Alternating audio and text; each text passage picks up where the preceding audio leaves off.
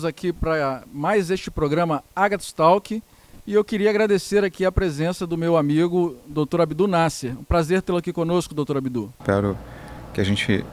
Eu acho que, na verdade, o que a gente tem para compartilhar aqui são papos bons, né? Conversas boas sobre temas que eu acho que as pessoas não estão conversando com regularidade.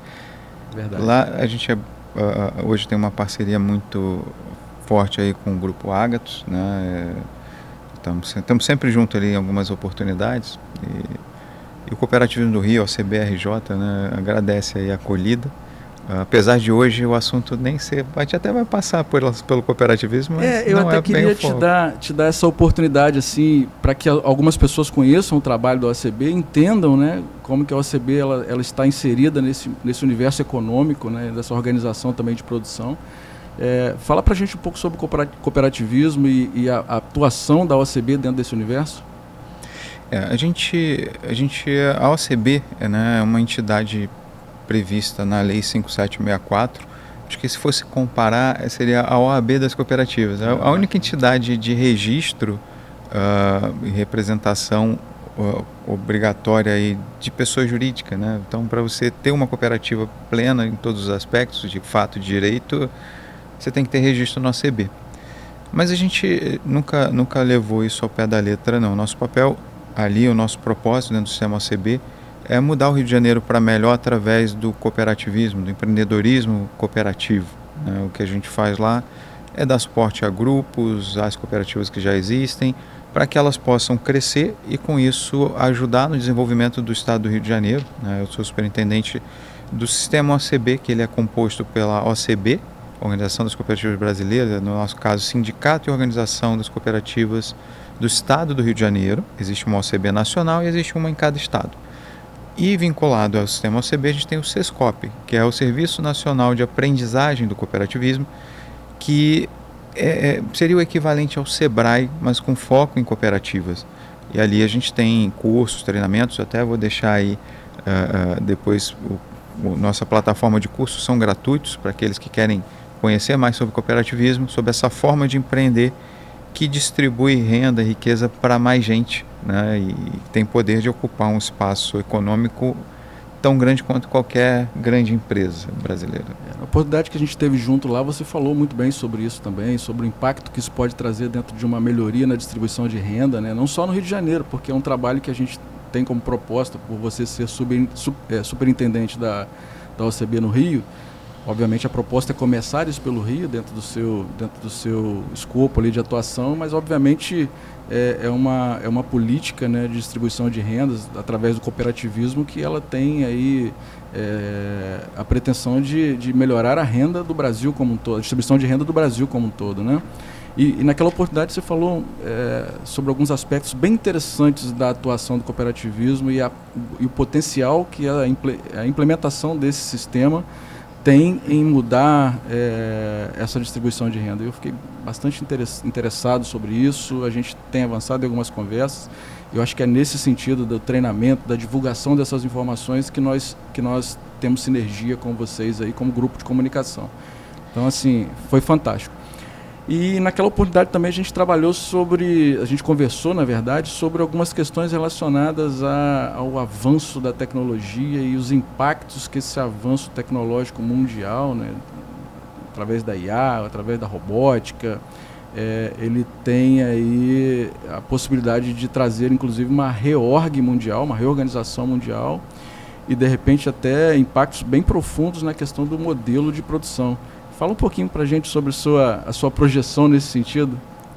Eu tenho, assim, sempre tenho muita preocupação em entender o mundo e como ele vai impactar no nosso trabalho aqui. Não fico me limitando ali às questões pequenas, porque está tudo interligado hoje, né? O seu concorrente, o concorrente de um pequeno negócio não é mais o vizinho. Talvez ele esteja no Japão, na China, na Europa, nos Estados Unidos, na África, né? Simplesmente você pode acordar e ter viralizado um concorrente que tomou todo o teu negócio. Essa é uma realidade já presente, já vivenciada por muitos. Eu, como superintendente do sistema OACB, a gente acaba tendo de mapear todas essas questões, entender um pouquinho, antecipar um pouquinho ali a preparação para esse futuro. E aí a gente estava batendo um papo ali, compartilhando essas ideias, né, do que está acontecendo. Obviamente, são percepções pessoais, né? Isso eu acho que é importante. Eu acho que a gente vai compartilhar mais ou menos um papo entre amigos aqui. Sim, mas de isso. Percepções pessoais, obviamente com alguma tendência de observação. Eu tenho poucas coisas que eu acredito em que eu tenho ali alguma bênção divina, né? Acho que no geral eu até me considero menos capaz do Cara, que... você é muito abençoado, pode ter, né, certeza disso. Mas tem uma coisa que eu acho que Deus me abençoou bastante. A capacidade de observar algumas tendências, principalmente do ponto de vista de mercado. Então, só ter uma ideia, acho que eu fui a primeira pessoa a falar do Uber para as cooperativas de táxi em 2011. O Uber chega aqui em final de 2013 para 2014, e eles já sabiam disso, a gente já tinha feito toda uma projeção. Bom, e nesse papo que a gente estava tratando ali, a gente falava das novas tecnologias e como a maioria das pessoas sequer percebe o que está acontecendo. Sim. Né? E aí, sabe aquela... Você pega o desenho dos Jetsons, né? E absolutamente tudo que a gente via quando era criança naquele desenho está presente no mundo. E naquela época era surreal, né? Sempre foi surreal. Você não conseguia entender muito bem como que aquilo se daria, né? Exato, não dá, mas todas as tecnologias que estão ali hoje estão presentes no mundo e a maioria delas já estão nas nossas casas e a gente nem percebe, né? A tal da videoconferência, isso você faz hoje de qualquer lugar com celulares, até nem uma tecnologia nem tão inacessível assim. Acho que qualquer celular hoje você faz uma chamada de vídeo pela plataforma de mensagens, por outras plataformas de conexão, redes sociais no geral, né? O relógio, né, que eles falavam lá com o chefe, hoje você tem muitos relógios, até os não muito caros, muito acessíveis, né? O robozinho em casa ali tem de todo preço. São até meio que um personal trainer, né, os relógios de hoje, te auxilia na caminhada, monitoram o seu batimento cardíaco. Tudo. Então, todas aquelas tecnologias, o carro voador. O carro voador já existe, ele ainda não está acessível, mas ele já é uma realidade. Inclusive a Embraer tem aqui no Brasil alguns testes nesse sentido, e muito avançados. E eu fui à China e havia um carro da Embraer na China, lá em exposição no shopping center. Na verdade é uma espécie de drone com carro, né? E lá na China sempre tem em todo shopping um grande drone em exposição com essa tecnologia, vai estar disponível em tanto tempo, né? Então absolutamente tudo está vindo. Só que essa parte da tecnologia, ela é só um pedacinho. É a ponta de um iceberg. Um pedacinho. Hoje a gente tem talvez exagerando um pouco aqui, mas o fato é que, para mim, a Terceira Guerra Mundial ela começou, só que ela não é bélica, ela é tecnológica e econômica. Né? A gente tem um início de uma corrida por dominação tecnológica para ter domínio econômico de algumas coisas. E nesse processo, tudo que a gente tinha de previsão para mais tempo está se encurtando absurdamente. Por quê? É mais gente pesquisando, mais gente entrando no mercado, mais empresas voltando às suas operações para isso. Então, tem empresas alterando totalmente as suas prioridades, né, nesse momento, governos apostando mais recursos nessas transformações, e isso está encurtando o prazo. Coisas que eram para daqui a 10 anos já estão presentes, coisas que eram para daqui a 5, 6 vão acontecer em 2, 3, né? E aí, assim, só para a gente se localizar, tem coisas acontecendo ao mesmo tempo. Você tem a inteligência artificial, que acho que é a mais falada, né, nesse momento, porque talvez a que mais se popularizou. Inclusive numa abordagem que você trouxe lá naquele dia, né, sobre a questão do impacto da tecnologia até então e da chegada da inteligência artificial, porque até então você tinha um avanço tecnológico trazendo ferramentas que complementavam, auxiliavam de alguma forma, otimizavam a produção humana, né, em determinado setor, enfim.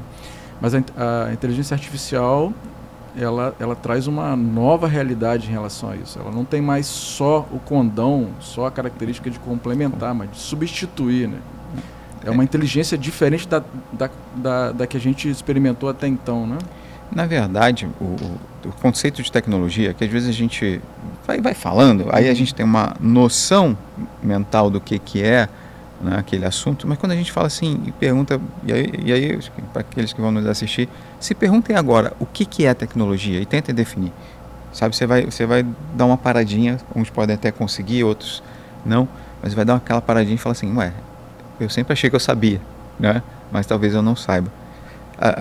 Na essência, tecnologia sempre foi um processo, instrumento ou ferramenta de complementar o humano naquilo que ele não é capaz de fazer, né? A gente não é capaz, biologicamente, por exemplo, de ter uma conversa como essa, gravá-la de alguma maneira biológica e compartilhar com o mundo, né?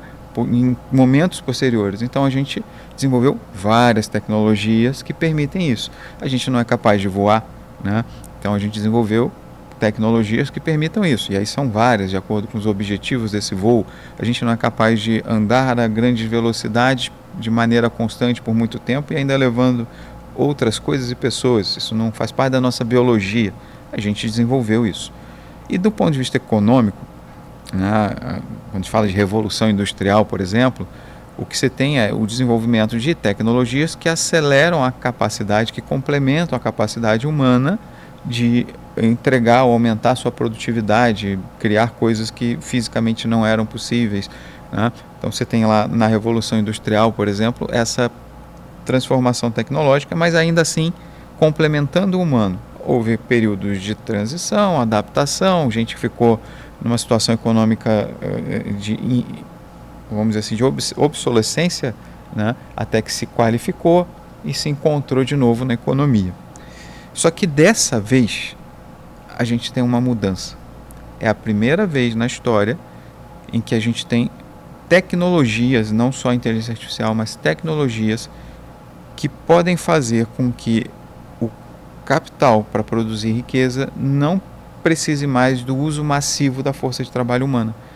Não é que não vai precisar, mas não mais massivamente como a gente tem, né? Hoje, larga escala, né? Exatamente. Hoje, o que a gente tem é uma estrutura de o capital contratando o trabalho para exercer uma atividade econômica organizada que gera uma produção de bem ou serviço com a finalidade de atender uma necessidade social para gerar lucro, acréscimo ao capital.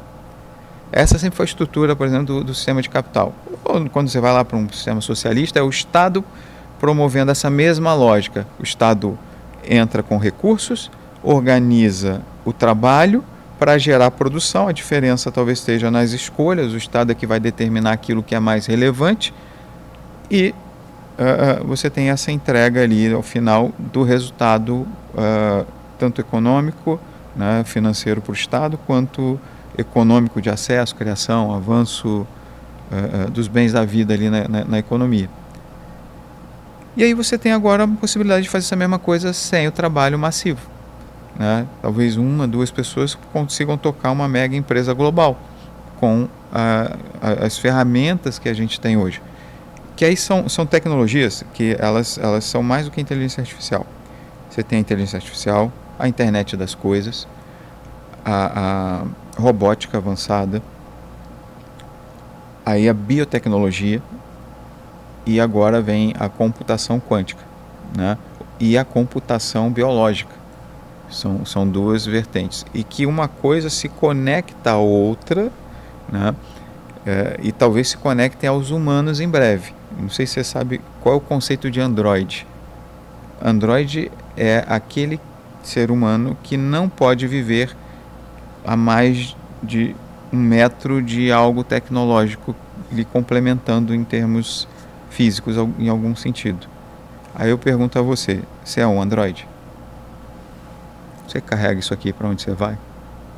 Então, hoje talvez a gente sejamos todos Androids, não num nível de inserir no corpo ainda uma tecnologia, mas no nível de não conseguir viver sem as tecnologias. Totalmente. Só que eu tenho a IA, a internet das coisas, que são coisas com internet, aí você acaba tendo ecossistemas, carros que se dirigem sozinhos, que se conectam à internet, que conecta no seu relógio, que está conectado na sua casa, que está na sua Alexa, que a sua Alexa que apaga a luz, acende a luz, que conecta com a máquina de lavar, que você programa para que ela promova ali a lavagem dentro de um determinado período. Que aciona o aparelho de ar-condicionado. Por aí, absolutamente a sua vida toda pode estar dentro de coisas com internet.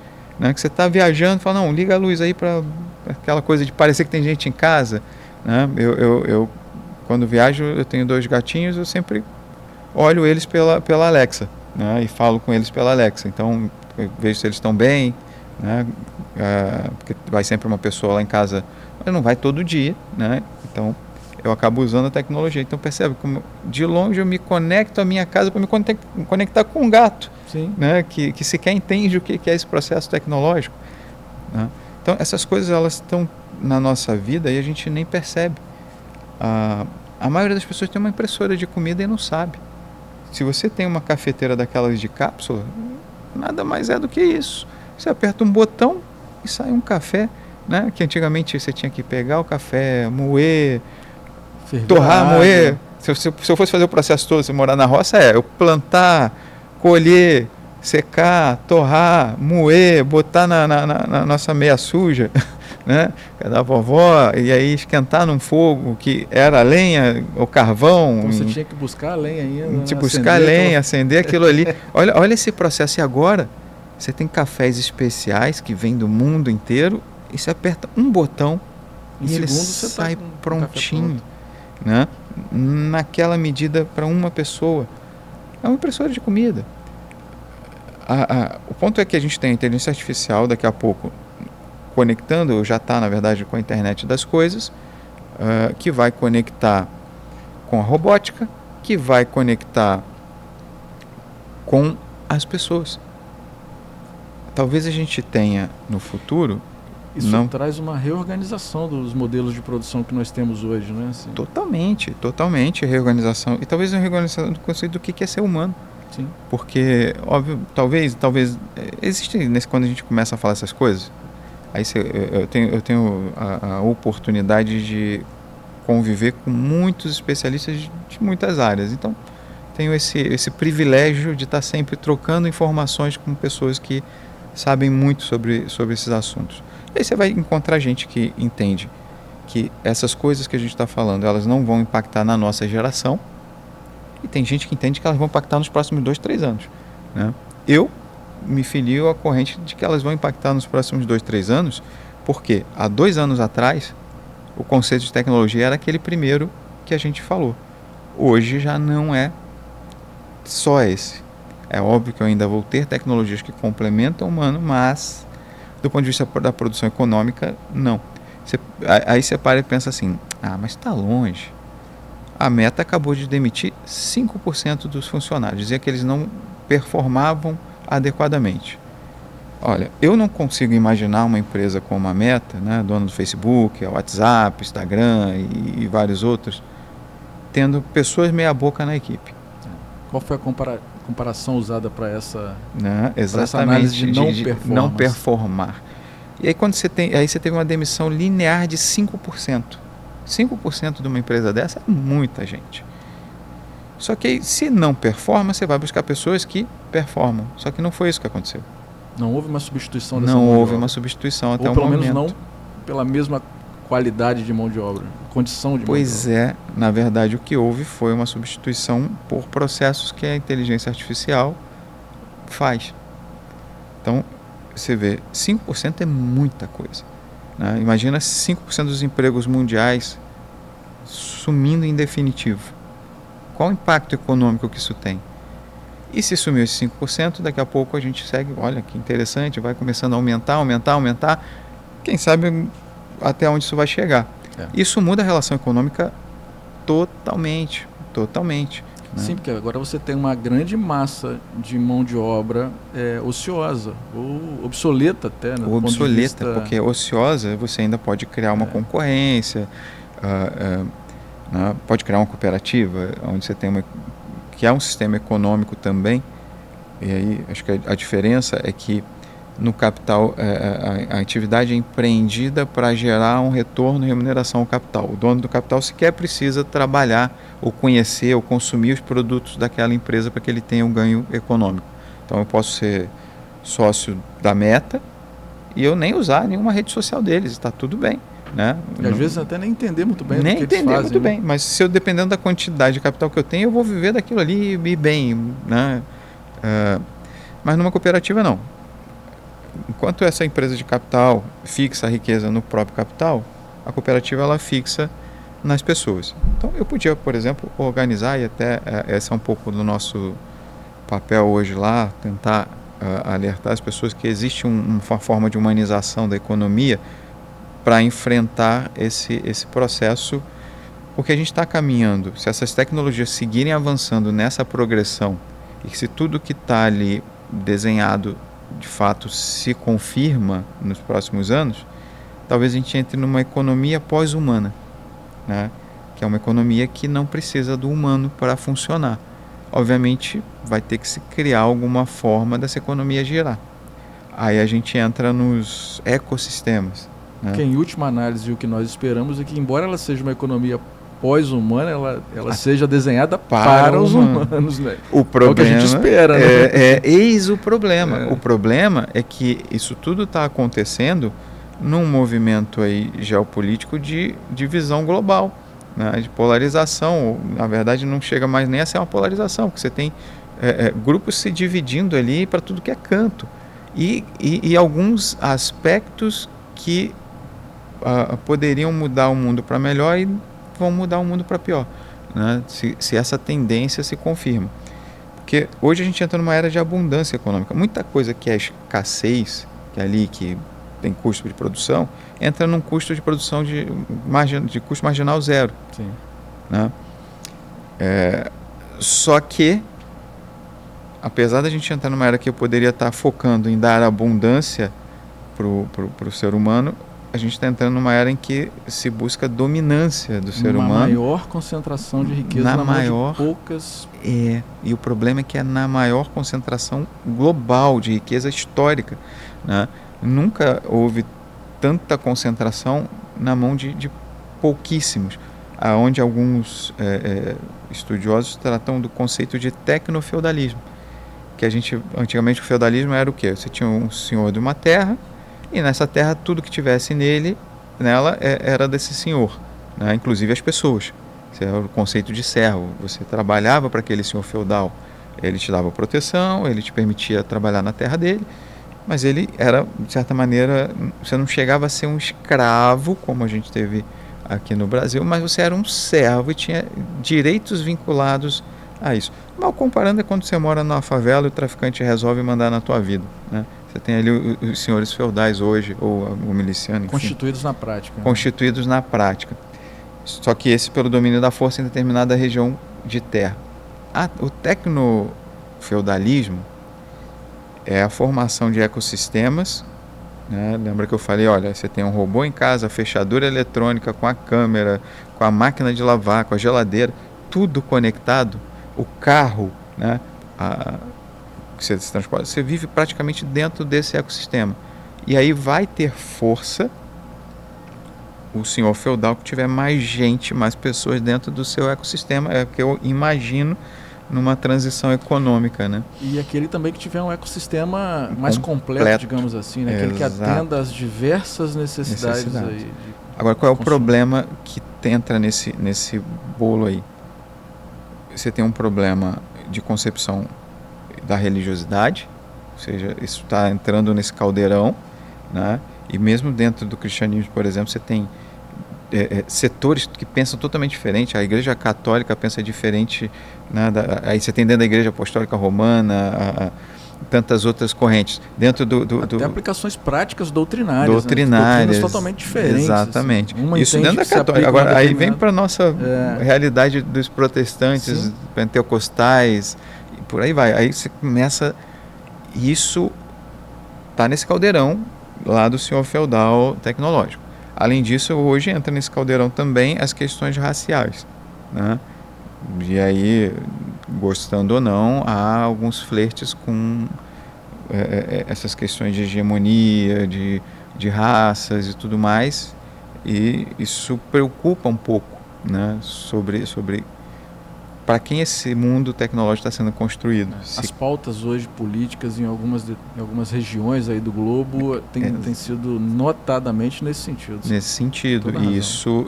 E aí você tem alguns movimentos hoje, por exemplo, os Estados Unidos rompendo alianças muito históricas e a unificação dentro de um bloco de todas as big techs que têm a condição de se tornarem senhores feudais ali, agora todas juntas com o governo, né? Então, por isso que eu digo que a gente vive uma terceira guerra mundial já, mas com outras realidades. E aí, sendo travada num outro campo. Outro campo. E aí, voltando lá para as nossas tecnologias, faltou uma que é a impressão 3D, né? Fabricação 3D. Você vai ter, primeiro a gente pegar a inteligência artificial, que a gente fica deslumbrado, nossa, a gente pergunta, ela responde, sabe muito, é inteligente. Não é nem bem uma inteligência ainda, né? Na verdade, um modelo de linguagem com análise preditiva que pega todo o conhecimento produzido pela humanidade ali até determinado momento e quando você faz uma pergunta, um pedido, ela monta estatisticamente quais seriam as sequências de palavras adequadas à tua resposta e ali aquilo gera uma noção de inteligência. Sim, isso em relação à preditiva. Isso é em relação a... Hoje, na verdade, são as 3 fases. A primeira é a inteligência artificial restrita, que funciona com predição. Aí a gente agora, que estava previsto para 5, 6, 7 anos, a China acabou de lançar uma inteligência artificial geral, né, que pensa de maneira arbórea. A inteligência artificial atual é como se fosse uma pessoa muito inteligente, mas que você tem que explicar detalhadamente o que você quer. Existe um protocolo. Se você não entregar todas as informações, ele não consegue raciocinar. É como se fosse aquele He-Man lá do filme, né? Já essa geral, ela tem um pensamento próximo do humano, um pensamento... É a generativa que aprende, inclusive. Que aprende, mas tem um pensamento arbóreo, né? Então você fala assim, eu quero viajar, monta um pacote de turismo para São Paulo. Ele vai ver tudo o que você precisa, não só o turismo em si, né? Todos os aspectos, você precisa saber do tempo, que roupa você vai levar, sabe aquela pessoa que vai cuidar de você em todos os aspectos? É o que essa inteligência talvez artificial até em determinado faz. momento ela diga assim, não vai para São Paulo não. Melhor não. Não é a melhor época, não é a melhor condição de viagem. Exatamente. Ou não vai com essa empresa não. E aí, olha como tem impacto na economia. Esses dias eu publico muita coisa no LinkedIn. Estou sempre compartilhando minhas inquietações lá sobre vários assuntos, geralmente empreendedorismo, cooperativismo, direito. Aí esses dias eu publiquei que existia um movimento chamado cooperativo de plataforma, que para cada uma dessas grandes estrelas da morte aí que a gente tem, tinha lá uma cooperativazinha Jedi nascendo para ser uma alternativa, né? Alternativa democrática que o povo controla. Só que eu disse que esse movimento agora, com essas mudanças tecnológicas, ele é natimorto. Ele não escalou ainda e não vai mais escalar. Não vai mais escalar. Por quê? Porque os aplicativos como a gente conhece hoje, e olha que interessante, né? Aquilo que virou hoje o grande mercado, as big techs, etc., estão todas sob risco. Imagina a tua empresinha lá, né? Ele não vai mais ser acessado da forma que a gente acessa hoje. Você vai ter quem viu ali aquele filme do Homem de Ferro, né? Você vai ter o Jarvis, você vai ter a Rose lá dos Jetsons, que é a tua assistente pessoal, e que quando você quiser comprar no iFood, você fala, tô com fome, pede uma comida para mim naquele restaurante ele já sabe o restaurante que você gosta, ele já vai fazer esse pedido, né? Você não vai mais precisar abrir, ficar escolhendo, e aí você entra num processo muito interessante de... As instruções elas passam a ser menos diretivas e mais empíricas, né? Se ele está com fome, daqui a pouco ela entende o que você quer, o que você precisa. E aí tem um perigo danado. Primeiro, que o ser humano ele gosta que escolham por ele, né? Ele gosta de que alguém decida por ele, que alguém diga para ele o que é certo. É uma tendência, por mais que o livre-arbítrio seja talvez o maior presente da humanidade. É muito comodista, né? Mas a gente gosta que alguém escolha para a gente e de preferência acerte o que a gente gosta. E aí a inteligência artificial ela vai saber tudo o que você gosta. Talvez saiba mais de você do que você mesmo, né? E aí o perigo é o quê? Só vai fazer negócio quem tiver encontrável por essa inteligência artificial. E é óbvio que o acesso gratuito das ferramentas de inteligência artificial tem um objetivo, que é promover a construção de ecossistemas globais, onde eles podem escolher se eles querem permitir que um negócio local seja encontrado, desde que remunere, entregue parte da margem para essa empresa, né? Ou eles mesmos fazerem isso de maneira direta, né? Então, isso vai pegar absolutamente tudo, né? Desde a medicina, a comida. Por quê? Além da inteligência artificial, aí é restrita, e a gente depois, com a computação quântica ou biológica avançando, de fato, talvez a gente entre na superinteligência artificial. Enquanto essa restrita é essa que a gente usa, limitada, comete erros, a geral já é um pouquinho mais inteligente, já pensa parecido, ou já tem um processo de entrega, construção parecido com o humano. A superinteligência artificial, dizem os especialistas, que vai ser uma inteligência de fato e capaz de superar a junção de todos os cérebros humanos até então. Você junta todo mundo, não vai dar a capacidade de pensamento ou de construção que essa inteligência tem. E aí, você tem essa possibilidade de a tendência do humano adotar isso de maneira muito forte, né?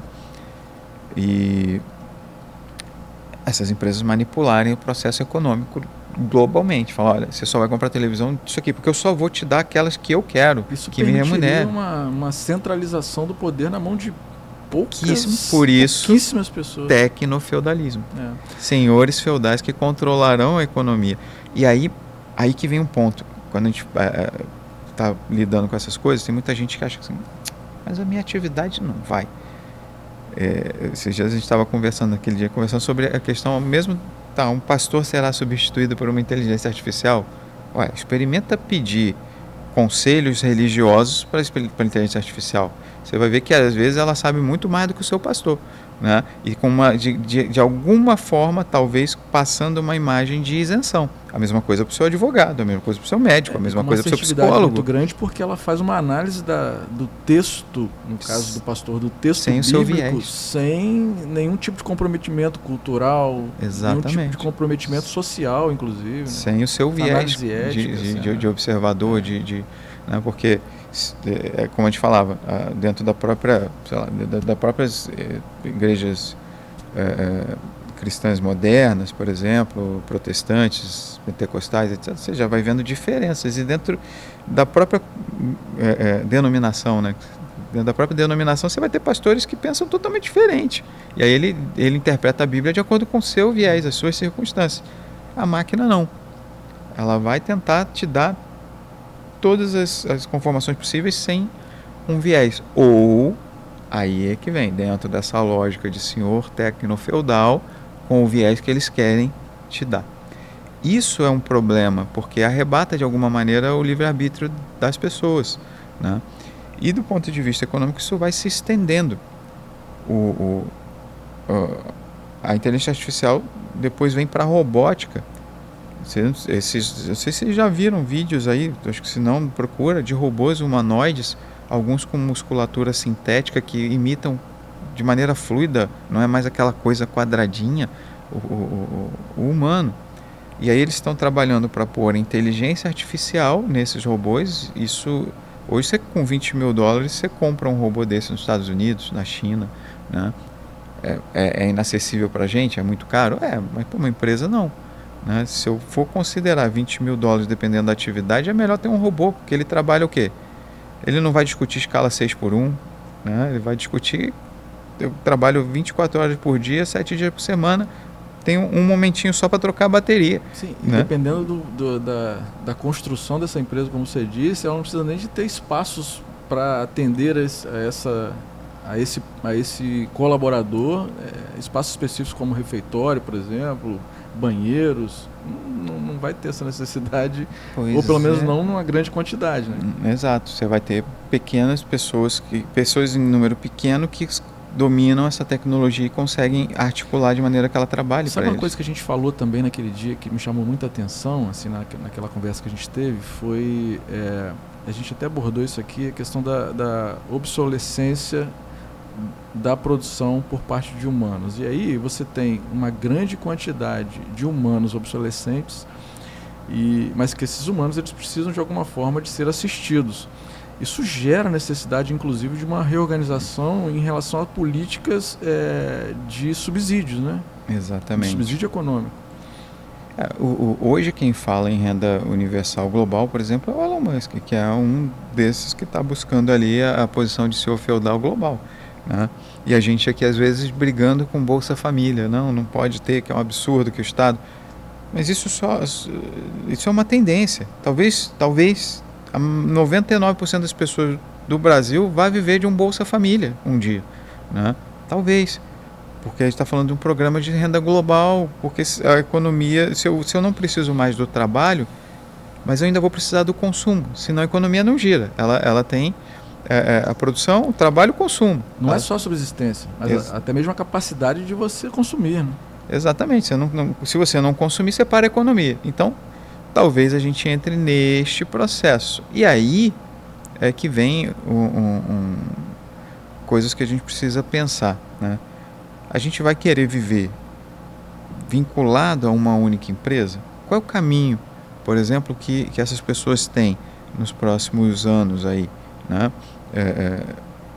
Talvez se organizar em cooperativas ou para criar alternativas de fato democráticas, né, a esses sistemas, ou minimamente para, de maneira organizada, poder negociar condições melhores de consumo e de acesso aos bens da vida. Porque qual vai ser o critério? O problema do critério é que, se por exemplo quem domina lá odeia latino, estamos lascados. Vamos ficar com as migalhas em troca dos recursos naturais que o país tem, que esses continuarão sendo relevantes, né? Isso se não houver um processo de guerra física que vem, não, eu vou dominar, porque eu preciso, como foi o discurso lá da Palestina, precisamos da Palestina, mas os palestinos vão ficar sofrendo, a gente tem que ir embora daqui, né? Será que isso não está na pauta de alguém? Hoje em dia a gente já não sabe mais, porque os critérios éticos, morais, eles mudaram totalmente ali entre as grandes lideranças. Tomara que isso não esteja na pauta. Alguns analistas políticos, eles dizem que essas falas do Trump, elas têm um objetivo de fato, serem falas pesadas, falas, até certo ponto, que têm o poder de chocar, de despertar a curiosidade, o interesse. Por que ele está falando isso? Para um objetivo de pacificação, né? de estabelecer, chamar a atenção para que haja uma conversa entre as duas partes conflitantes. Mas a gente já nem sabe mais se esse é o objetivo. Não dá para saber. Não dá para saber. Porque assim, mais pacífico que o Canadá era, né? Tem um problema de ajuste. Negociação, não a forma com que é feito, né? E aí observar. Agora, do ponto de vista do Brasil, dos brasileiros, principalmente do Rio de Janeiro, que é o nosso quintalzinho aqui, eu acho que a gente precisa começar a repensar esses processos, precisa começar a discutir um futuro onde a gente tem alguma relevância, né? Onde as pessoas não se tornem obsoletas, né? E isso se faz, talvez, por mudanças no processo econômico, tendo um plano de longo prazo que transcende um governo.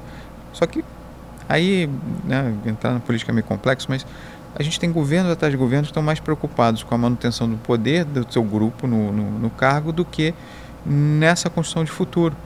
A economia do mundo está mudando globalmente, e falar e negar isso, dizer que é exagero o que a gente está falando, é no mínimo uma cegueira, porque se exagero fosse, me conta em que momento da história que o surgimento de uma tecnologia derrubou um mercado de ações inteiro em 1,5 trilhões. Não existe isso. 1,5 trilhões de dólares. Se não fosse tão relevante, não tinha acontecido. E se você não analisa isso, pelo menos analisa isso, para que você possa tomar medidas práticas em cima dessa análise, é uma irresponsabilidade gigante, né? Mas, né, se a gente convive com políticos, convive com lideranças de toda a ordem, empresariais, religiosas, fala para mim, qual dessas lideranças hoje coloca o futuro na pauta de maneira séria? Eu não conheço. E a gente tenta falar sobre isso, mas esse futuro não está na pauta. O imediatismo está na pauta, as discussões ideológicas estão na pauta. Manutenção do poder. Manutenção do poder do seu grupo está na pauta e constante com prioridade. Mas o futuro, aquilo que hoje nos coloca numa situação de fragilidade, não está. E a gente vê até adoções de pauta por motivações distintas da que de fato deveriam ser essas adoções, né? Pessoas adotam pautas, por exemplo, vou trazer um assunto aqui que está muito em voga, o autismo. Pessoas adotam pautas em relação ao autismo muito mais pela questão política para se estabelecer e ter ali uma massa de manobra, digamos assim, né, do que propriamente pela questão do impacto que essa situação ela se apresenta dentro da economia, dentro das relações sociais, enfim. Pois é. Você tem aí a questão do autismo, né? Tem lá suas nuances, suas dificuldades, mas beleza. E todas as outras situações ou condições, né, atípicas, digamos atípicas, assim, ou que dependem de um olhar mais cuidadoso, mais específico. Só essa que recebeu atenção. E eu não estou dizendo que ela não deveria ter recebido, eu acho que deveria. A gente tem um aumento drástico do número de autistas, né? E aí vem, por exemplo, não se preocupa com esse futuro. Por que a gente está tendo esse aumento? Quais as razões? Quais as razões? Será que tem alguma origem no consumo que a gente tem, de alguma maneira? Cadê o estudo sobre alimento, isso? Né? Porque na nossa época não era tão comum ter pessoas de autismo, principalmente essas de um grau de assistência, de suporte maior. Isso não era comum quando a gente era criança, né?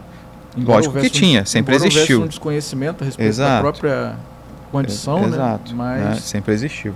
Não estou negando que existia, mas não era neste nível alarmante que a gente está tendo, né?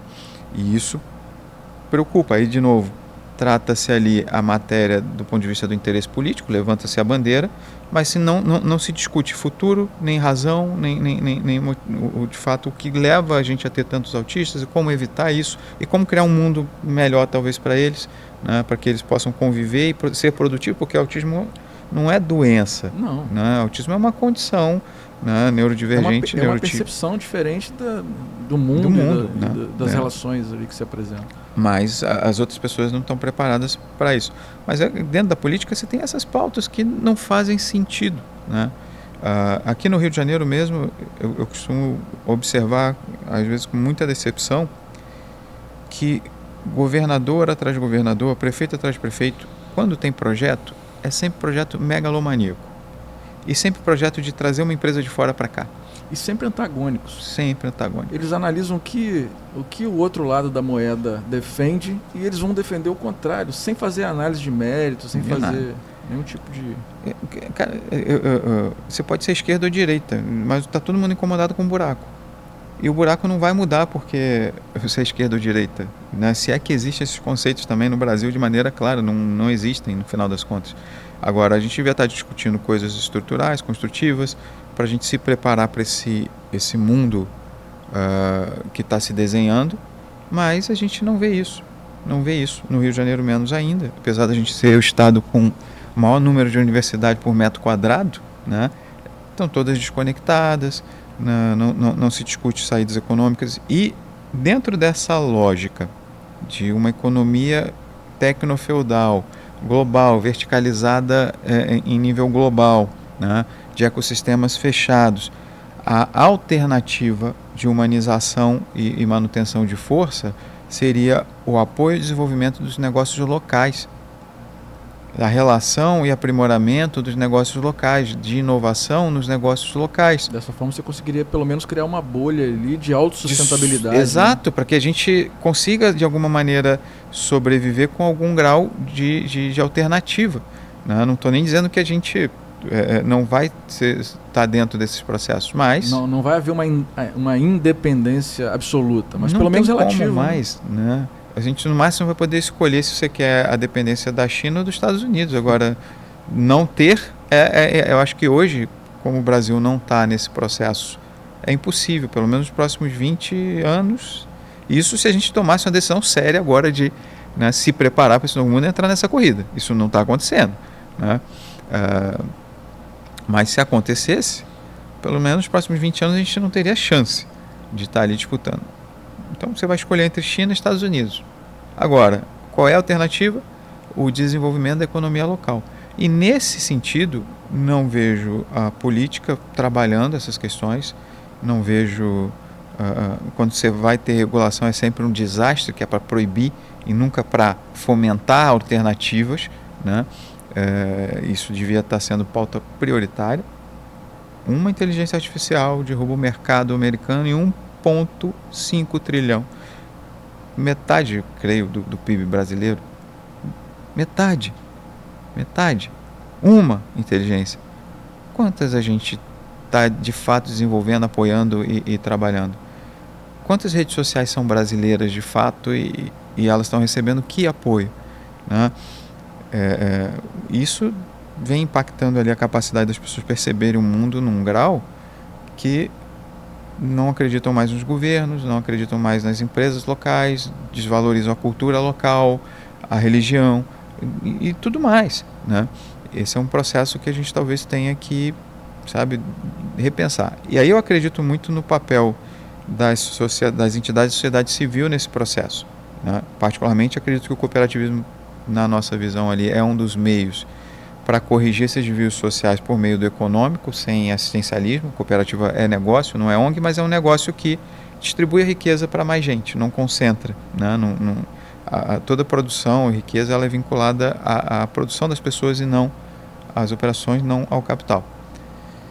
E eu acredito que as igrejas, por exemplo, elas deveriam assumir um papel de trazer a construção disso para a base dos seus fiéis, cuidar não só do espírito, mas também do corpo nesse momento, porque corre-se o risco, né, de ter uma perda, inclusive, dentro do propósito da igreja, porque quem passa fome não tem tempo de se preocupar. E essas comunidades elas já estão constituídas, né, sob uma liderança espiritual, né, e isso seria um passo para poder implementar uma cultura, um sistema de cooperativismo para que essas comunidades elas fossem de fato beneficiadas economicamente, socialmente. Exato. Em relação ao desenvolvimento que elas podem trazer, inclusive para a região, não só para dentro dessa comunidade, mas para as pessoas que estão inseridas nesse território, nessa região.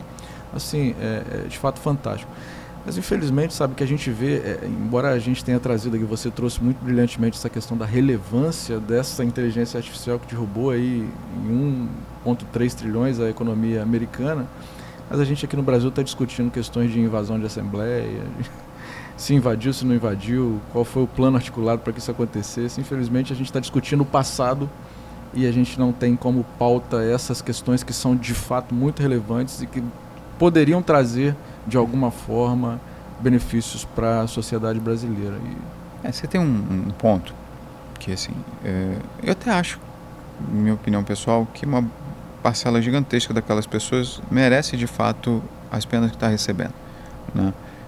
São muitos crimes e tal, mas eu acho que assim, isso vem sendo trazido para uma discussão de política que impacta em coisas como o fato de a gente só ter aprovado o orçamento agora e que nesse orçamento não tem, pelo menos até onde eu tive acesso, né, não tem grandes investimentos no desenvolvimento tecnológico do Brasil, não tem grandes investimentos em fazer com que as universidades passem a servir de base para que a gente tenha centros de desenvolvimento e pesquisa, né?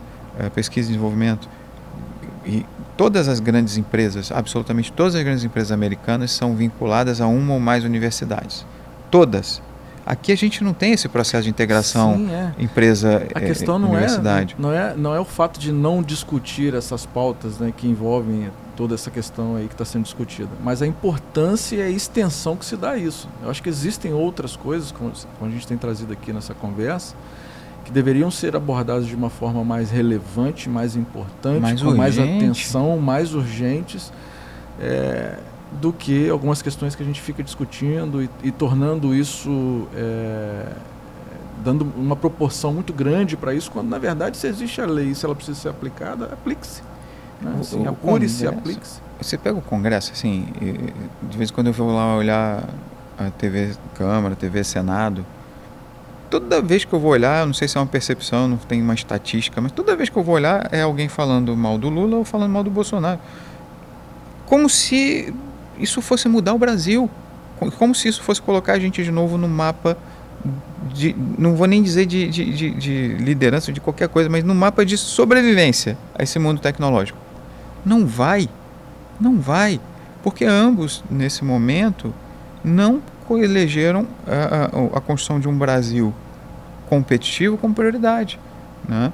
Não elegeram e não vão eleger.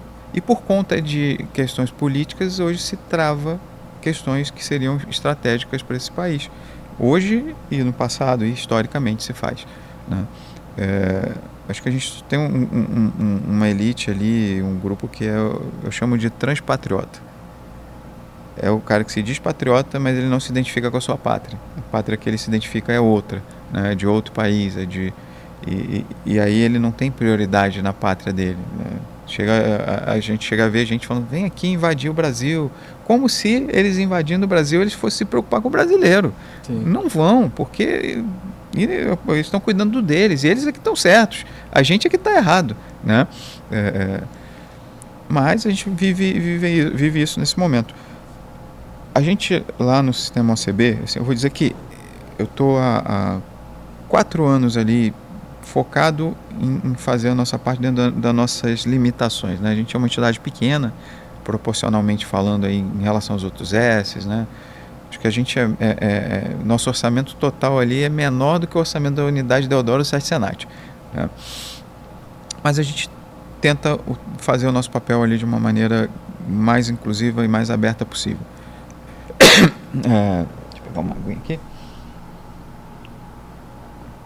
Vou dizer que nos últimos 4 anos, assim, o meu maior sonho em termos de entrega é criar uma graduação gratuita para qualquer morador do Rio de Janeiro em empreendedorismo cooperativo. E a gente está avançando, recentemente conseguiu finalmente um parceiro que está estudando a viabilidade disso na universidade. Essa graduação ela teria uma lógica um pouco diferente das outras. É um tecnólogo, até 2 anos ali de formação, então uma formação rápida, que do primeiro dia ao último, o seu papel e todas as matérias elas são encadeadas para isso, é criar um plano de negócios de uma cooperativa, né? Que também você vai acabar aprendendo a criar plano de negócios para empresas, porque no final das contas, nessa parcela, uma boa parte é igual. Mas o foco é ali em cooperativas, né?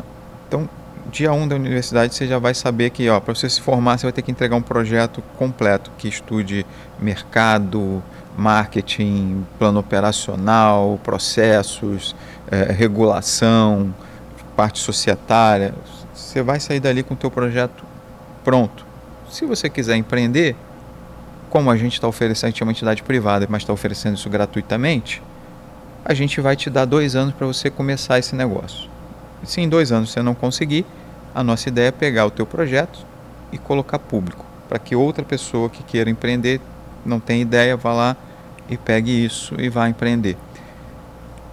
Se você não quiser, desde o último dia que você se informar, você já vai deixar público aquilo ali. Então, o que a gente pretende criar em termos de impacto social nos próximos anos?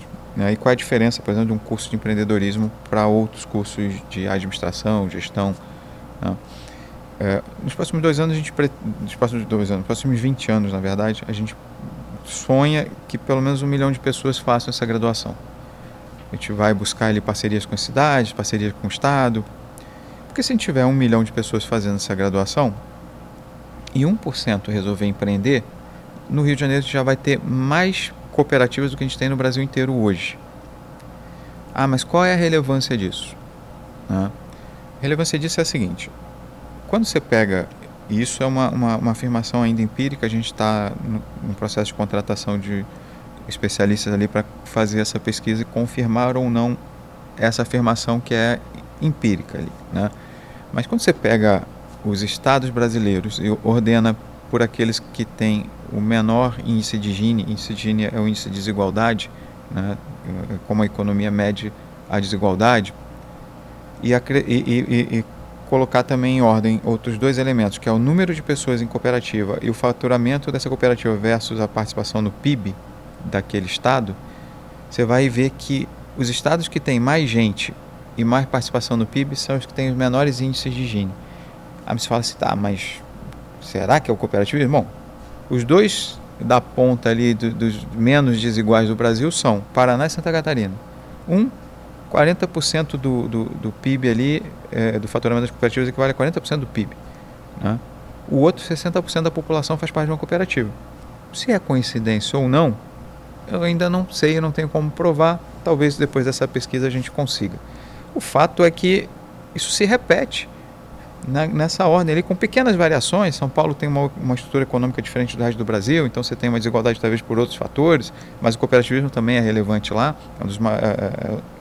Disputando com o Paraná, é o maior do Brasil ali, às vezes São Paulo está maior, às vezes o Paraná está maior, mas você vê que o impacto que tem isso. Então a gente espera que o Rio de Janeiro mude para melhor através do cooperativismo, com ações como essa que a gente sonha em fazer, e se Deus quiser esse ano vai, finalmente. Cara, né? É uma visão bem interessante, empreendedora ao extremo, e assim, tem tudo para dar certo, porque você entrega. Um conceito de entrega, na verdade, né? Porque você dá a oportunidade, se a pessoa não... Se ela desenvolver um projeto, mas ela não quiser avançar nessa questão do empreender, você tem um projeto que vai ficar para a sociedade. Para a sociedade. Para a sociedade. Então, se você... aqueles que, de repente, não tem disponibilidade de fazer hoje o curso, ou de avançar nessa questão do conhecimento, mas tem condições de empreender. Eu também uma observação empírica, né? Não tem nenhuma base científica para afirmar isso, mas percepção, dentro da nossa conversa aqui, a minha percepção é a seguinte: quando você olha para um país como o Quênia, né, que é um país pobre, os maiores heróis do Quênia hoje são os corredores das maratonas. E eles estão sempre entre os primeiros. Sempre entre os primeiros. Tem a questão geográfica, a questão econômica do país, onde biológico você faz... também. Aí que tá, eu nem acredito muito no biológico. E eu vou dizer por quê, eu chego lá já. Mas você tem principalmente questões geográficas e econômicas, né? As pessoas fazem muita coisa correndo lá, não tem um transporte público, elas correm. E aí faz parte da rotina diária. Da rotina diária. E aí, esse é o primeiro ponto. E econômico existe um ambiente que, por conta dessas vitórias, fomentou que outros jovens vislumbrassem isso como um caminho possível. Né? O ambiente permite sonhar com isso. E aí, se você tem muita gente olhando para isso e sonhando com isso, não é que todo mundo, é por isso que eu discordo da questão biológica, não é que todo mundo que sonha com isso vai ser um campeão de maratona. É que você vai ter mais gente testando as suas habilidades para isso. Você aumenta a base de gente que testa até descobrir os talentos. A mesma coisa acontecia aqui no futebol. E aí isso está mudando. Uhum. Por que está mudando? Quando a gente era garoto, qualquer bairro, mais pobre que fosse, qualquer terreno baldio virava campinho de futebol. Até mesmo na rua, né? Na rua, o tempo inteiro, campinho de futebol. E aí você tinha os heróis da nação, os jogadores de futebol. Todo mundo queria ser jogador de futebol. Né? O que você tinha? Um ambiente onde as pessoas treinavam e os talentos naturais apareciam. Porque que adianta, por exemplo, eu ter uma complexão física, habilidades, percepção, inteligência espacial para ser talvez o próximo Messi, se eu nunca jogar bola na minha vida, fizer outra coisa? Eu não vou descobrir se eu tenho isso. Portanto, eu acho que todo país tem ali um número de pessoas habilitadas ao futebol, habilitadas à corrida, habilitadas... A questão é o quanto da base eu estou testando para a pessoa descobrir esse talento. É o campo de amostra, né? Exato. Quanto? O futebol trazia isso para o Brasil. Hoje a gente está perdendo o nosso futebol. Acabamos de tomar 4-1, né, da Argentina. Percebe? Então, a qualidade está caindo, porque o ambiente não é mais propício a isso. Hoje, para você jogar futebol, né, aí você tem o ambiente de violência, de espaços públicos e por aí vai. Você jogar futebol basicamente virou coisa de rico, porque você tem que pagar uma escolinha do Flamengo, uma escolinha do Zico e tal, que são ótimas, mas não é acessível para todo mundo. Aí aquele menino pobre que sabe, não tinha nada, que descobria o talento, né? Um Adriano da vida aí, que, né, nosso imperador, perde essa oportunidade. Esse ambiente não permite mais isso. Ao mesmo tempo, por que nos Estados Unidos, Israel, por exemplo, você tem muitos empreendedores? porque o ambiente permite isso. A gente não tem um ambiente propício para isso. As pessoas não são treinadas nas escolas brasileiras, nas universidades, para empreender. Elas são treinadas para serem empregados. Curso de administração, né, quando você olha a grade, tem lá empreendedorismo em algum grau e tal, mas é muito superficial. Você é treinado para cuidar do negócio de alguém. Gerir, cuidar do que já existe. Não criar valor e oportunidade. É óbvio que um ou outro, por umas questões da vida, vai se descobrir um talento e de criar negócios, recriar o próprio negócio. Mas isso não é um processo que vem de construção, é um processo que vem da sorte. A gente entrega a sorte. De uma cultura particular da família, da empresa, ou do meio que ele vive, mas não é de fato uma construção educacional. Não é uma construção educacional. O problema é que hoje, com as mudanças tecnológicas, a gente precisa avançar para uma construção educacional que permita que essa criatividade natural que o brasileiro tem seja direcionada para um ambiente de empreendedorismo, né? E aí sim, aumentando a base, descobrir talentos que talvez possam colocar o Brasil de novo no rumo de crescimento e liderança, e não a reboque ou como servo desses países nesse processo. Voltarmos para a trilha do desenvolvimento, né? Acho que a gente saiu dela. Exato. Não completamente, obviamente, a gente tem alguns setores que avançam, né? Como a Embraer, por exemplo, que você citou no início da nossa conversa, mas é muito pouco, né? Perto de todo o potencial que a gente tem. Né? E sempre que a gente fica escutando essa questão, muita gente coloca essa coisa de precisamos reindustrializar, porque a gente é só do setor primário, como se fosse uma coisa ou outra. Não precisa ser ou, pode ser e, né? Para que eu possa continuar crescendo o nosso agro, nossos produtos primários, e eu acho que tem que continuar crescendo, até porque esse vai ser, por muito tempo, aquilo que vai nos segurar economicamente enquanto nação nesse mundo de tecnologia. Até porque a gente está longe disso, né? Por conta até do que se apresenta hoje como definição de prioridade dentro daquilo que a gente faz de planejamento. Bom, que planejamento? Desenvolvimento, né? Mas se a gente quiser ser participante como um dos pontas lá de tecnofeudalismo, a gente teria que pensar numa questão em que vai atender diversas áreas, né? Para a gente ter esse... Exatamente. E aí é você mudar totalmente a base educacional e criar esse ambiente onde as pessoas possam vivenciar ali, se elas são aptas ao empreendedorismo, né? Talvez elas não sejam, mas você não vai descobrir, porque isso não passa, não é o sonho dos meninos que estão vindo aí, não é o sonho dos meninos que estão na favela, e às vezes tem algum talento incrível. E aí você traz para o futebol. Se a gente conseguir aumentar esse campo de amostra, talvez a gente tenha muitas pessoas a garimpar, mas hoje a gente não conhece esse campo, a gente não tem esse campo de amostra. Não tem. Eu vou dizer o seguinte, esses dias, minha filha tem 7 anos, né? Aí esses dias a gente foi visitar meu irmão para tirar foto com ele. Ele está se formando em medicina esse ano. A gente foi fazer aquelas fotos de formatura. Aí ele estava com a roupinha de médico lá. Mérito dele, entrou por ProUni, a gente não teria condição financeira para isso. Está ralando muito por essa... Mas ele é uma exceção ali dentro da turma dele. O resto, muita gente com muito dinheiro lá. Mas aí eu perguntei para minha filha, ela estava olhando, né? Ele falei, e aí, filha, vai ser médica? Aí ela, não, pai, eu vou abrir uma sorveteria. Aí eu falei assim, poxa, sorveteria? Fiquei com aquilo na cabeça. Quando a gente foi embora de carro, eu estava em Valença, a gente foi embora, eu perguntei para ela, filha, me fala aí, por que você vai abrir uma sorveteria? Ah, pai, sabe por quê? Todo dia que eu saio, quando a gente vai lá para natação, lá no clube, eu saio querendo um sorvete e eu tenho que andar 2 quadras. Não tem sorveteria perto do clube. Aí você já viu que tem uma loja em frente ao ponto de ônibus que fica cheio de gente que está fechada para alugar? A gente podia alugar aquela loja e abrir uma sorveteria ali. Olha a percepção dela. Aí eu falei, é mesmo, filha? E olha, eu também queria ver se a gente criava um copo diferente do sorvete com 2 andares que encaixava. Por quê? Eu não gosto de misturar as bolas de sorvete, eu quero bola de sorvete de sabor diferente. Eu misturo se eu quiser. Só que toda sorveteria mistura tudo, é ruim. Então, olha, ela pensou no estudo todo do mercado, o praça, no ponto e no produto. E no produto. Agora, por quê? Porque desde pequenininha, uma das brincadeiras que eu mais faço com ela, e não é sem razão, é brincar de criar negócio. Só que eu não imaginei que aquilo, de alguma maneira, está nesse nível a ponto dela sozinha ter feito todas essas escolhas.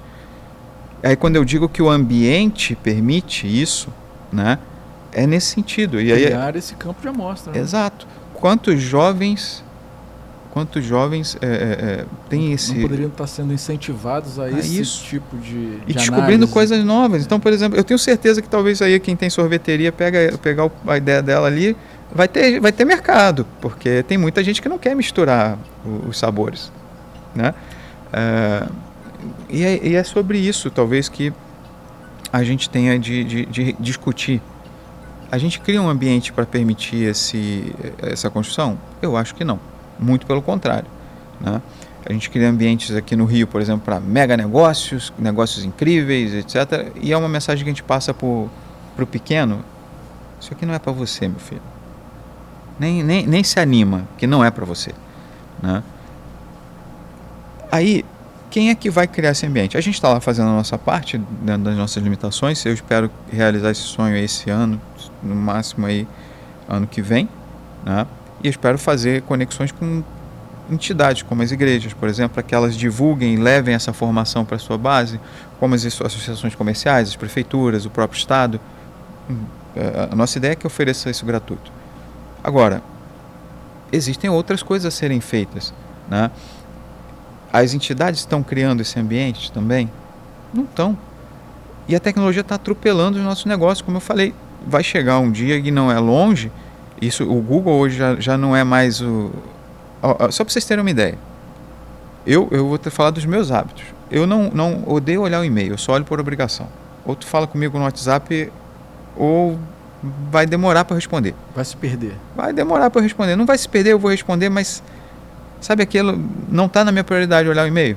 Porque se fosse urgente, você mandava pelo WhatsApp, né? Então, esse é um primeiro hábito que eu acho que a maioria das pessoas, inclusive, está adotando. Sim. Segundo, eu só olho o site quando eu efetivamente quero me aprofundar num assunto. Senão eu não olho o site. Então o site ele já perde sua relevância. E aplicativo, cara, tá todo mundo de saco cheio de baixar um monte de aplicativo. Verdade. Né? Onde eu falo que a inteligência artificial vai mudar toda a relação com o mercado. Porque eu vou pedir pro meu assistente pessoal lá, que vai me conhecer e que eu não vou precisar falar muita coisa. Quando eu pedir, eu quero... Ele facilita a tua pesquisa, te entrega de forma mais assertiva. Tudo. Só que o problema é que ele é controlável, então ele vai escolher as empresas que vai me sugerir, ou que vai comprar, inclusive, para mim. Percebe? Então, ou a gente acorda para o fato que a tecnologia está mudando a economia, e aí ela vai ter duas fases. A primeira fase vai ser essa, em que as plataformas, principalmente de inteligência artificial, vão controlar os nossos processos de compra. Significa que o seu concorrente, por exemplo, hoje é o ChatGPT. Na verdade, até mais que isso, né, Abdu? A inteligência artificial, esses processos aí bem construídos de tecnologia, eles vão controlar as nossas relações, assim, os nossos hábitos, inclusive. Muitos jovens da geração Z criam uma persona dentro da inteligência artificial para fazer análise psicológica, psicologia. Teste social mesmo, né? Não, psicologia. Eles se consultam com um psicólogo de IA, né? E se sentem melhor assim. Então, o psicólogo está diminuindo ali as suas oportunidades de trabalho, né? O que eles vão fazer? Será que está no mapa deles? A mesma coisa com a medicina. Hoje você consegue ter inteligências artificiais com um nível de assertividade muito, muito grande. E com robótica, por exemplo, nada impede que no futuro, para algumas cirurgias mais simples, de menor risco, ou até para as mais complexas, talvez, né, que você vá para uma sala que vai ter um robô, que a inteligência artificial vai fazer todos os exames contigo, vai ali apurar qual é o melhor tratamento, com o índice de acerto é elevadíssimo, você vai deitar ali, vai ter anestesia, o robô vai te operar, você vai acordar e vai-se embora, entendeu? E talvez um único médico operando 30 pessoas, porque na verdade ele só vai supervisionar, uma única equipe, né? Supervisionar. Vai eliminar a medicina, o trabalho do médico? Não, mas percebe, uma equipe talvez consiga de maneira simultânea fazer muitas coisas. E aí a gente entra num processo de custo marginal próximo de zero, onde você tem uma obsolescência de várias profissões, né? E aí, a gente está se preparando para isso? Isso não está na nossa questão, pauta. Né? Essa é a questão, Edu. Assim, cara, eu queria te agradecer, foi um papo muito bacana. A gente já está passando aí de pouco mais de 1 hora de programa, assim, muito bacana mesmo. A gente, por mim, ficaria aqui conversando a tarde inteira. A gente falou aqui de reorganização geopolítica, a gente falou de economia global, a gente falou de surgimento, de repente, até de uma dominação tecno-feudal, né, concentrada aí em razão dos recursos tecnológicos que estão em crescente desenvolvimento. E do racional. O nosso dono lá da Amazon tem uma frase que é: a sua margem é a minha oportunidade. Aí você para e pensa em termos de segurança de dados. Será que ele não dá uma olhadinha ali como funciona o teu mercado? Certeza. Com certeza. Queria te agradecer. Espero que a gente tenha outras oportunidades de estar batendo um papo aí. Foi com certeza muito contributivo e muitas pessoas elas vão ficar impactadas com tudo isso que a gente falou. E sim, se não levar a nenhum tipo de desenvolvimento, mas pelo menos elas vão analisar, pelo menos elas vão pensar sobre isso. Tenho certeza. Muito obrigado, Abdu. Sucesso lá à frente da Superintendência do Sistema OCB aqui no Rio de Janeiro. Sabe que você pode contar conosco, a gente está aqui à disposição para participar de todo esse processo naquilo que nos compete, né? A questão da comunicação, de tudo isso que você vem trazendo aí de novidade, de empreendimento, dessa sua empreitada em relação à frente desse curso aí gratuito para trazer conceitos de empreendedorismo e fomentar aí essa base de amostra e pessoas que vão fazer com que a nossa economia avance, que o nosso desenvolvimento tecnológico, social, ele seja impactado por essa mente empreendedora. Então, assim, conta com a gente, cara. Muito obrigado mesmo. Eu que agradeço a oportunidade. Vocês também têm lá no Sistema OCB um amigo. Acredito que trabalhos como o que vocês fazem, né, estão nesse processo de democratização, porque afinal a comunicação, principalmente pelos meios digitais hoje, ela é fundamental. A gente precisa muito do que vocês fazem aqui, vocês estão fazendo muito bem. Eu vou deixar para quem teve aí a paciência de ouvir as nossas divagações, um presente que é a nossa plataforma de cursos lá, que é www.capacita.cop.br, né? São cursos gratuitos sobre cooperativismo. Então, se vocês quiserem conhecer mais, está lá à disposição. E quando quiser ouvir aí, bater um papo sobre isso, o papo com você é sempre fluido, então estou sempre à disposição. Tá certo. Obrigado mais uma vez. E se você gostou, nos siga em nossas redes sociais. Um grande abraço.